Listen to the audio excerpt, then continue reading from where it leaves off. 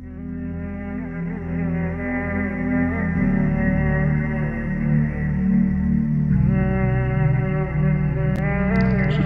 Islamic Official for exclusive Islamic contents. ظہر اور جمعہ دونوں ایک ساتھ پڑھنا۔ یہاں کے لوگ جمعہ اور ظہر کی نماز ساتھ ادا کرتے ہیں، پہلے جمعہ کے 2 فرض پھر ظہر کے 4 فرض، تو کیا میں یہ 2 نمازیں ایک ساتھ ادا کر سکتا ہوں؟ محمد شفیع اللہ بریلی سے۔ یہ عمل بدعت ہے میرے بھائی، ظہر ہوگی یا جمعہ ہوگا، دونوں نمازیں ساتھ نہیں ہوتی، تو غلط عمل ہے۔ 2 رکعت جمعے کے پڑھیں اگر شہر میں رہتے ہیں آپ، پھر اس کے بعد 4 سنتیں جمعے کی پڑھ لیں،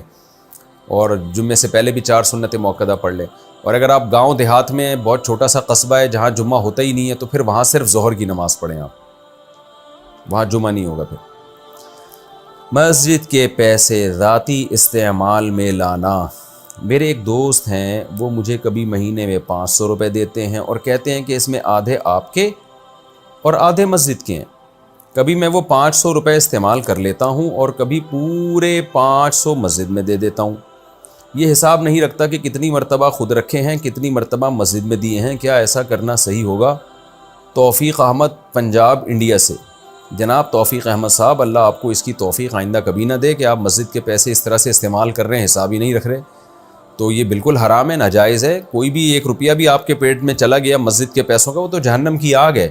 تو یہ وقف کے اموال یا اس طرح صدقات و خیرات جو لوگ آپ پر اعتماد کر کے دے رہے ہیں، اس کو ہرگز ہاتھ نہ لگائیں۔ باقی ایک جنرلی ایک مسئلہ ہے کہ اگر کسی کے پاس مسجد کی رقم رکھی ہوئی ہے اور یا زکوٰۃ کی رقم کسی نے کسی کو دی کہ بھئی وہ فلاں غریب کو دے دینا، یا اپنی مرضی سے جس غریب کو چاہے دے دینا، یا صدقہ کی رقم دی ہوئی ہے وہ کہیں خرچ کر دینا،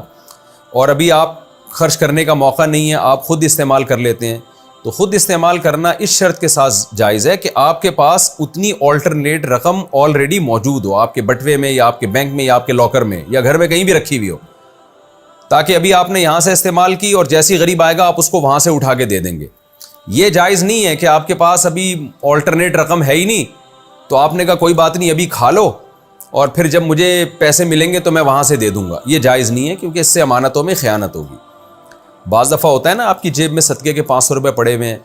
اور آپ کو کوئی چیز خریدنی ہے، آپ کو پتہ ہے میرے گھر میں صدقے کے 500 میرے ذاتی 500 پڑے ہوئے ہیں، تو کوئی بات نہیں، میں یہ ابھی استعمال کر لیتا ہوں، گھر میں جو رکھے ہوئے وہ میں صدقے میں ڈال دوں گا،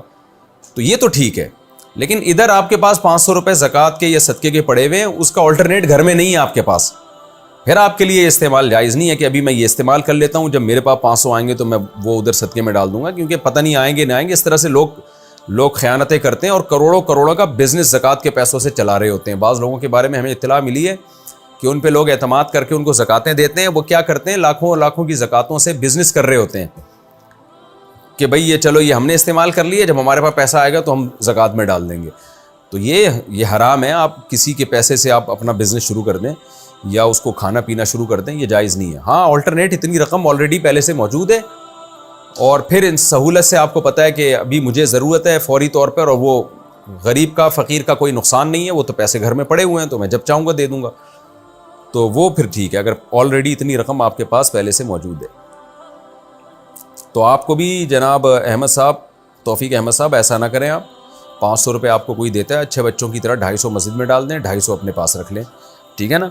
اور اگر کبھی ایسا ہوتا ہے کہ 500 ہی آپ استعمال کر لیتے ہیں، تو اگر گھر میں 250 روپے پڑے ہوئے ہیں مسجد میں ڈالنے کے لیے، پھر تو ٹھیک ہے کہ چلو جی گھر جاؤں گا 250 نکال کے مسجد میں دے دوں گا، لیکن گھر میں نہیں پڑے ہوئے پھر نہیں کریں یہ کام۔